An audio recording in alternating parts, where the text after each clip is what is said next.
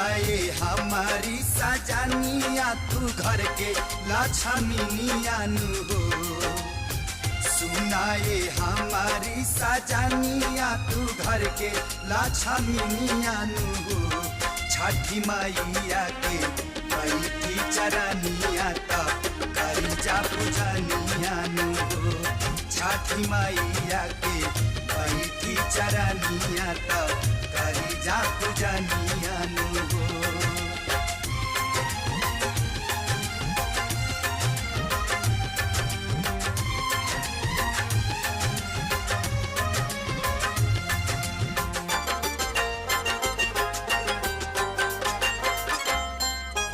ए हो सखी तनिक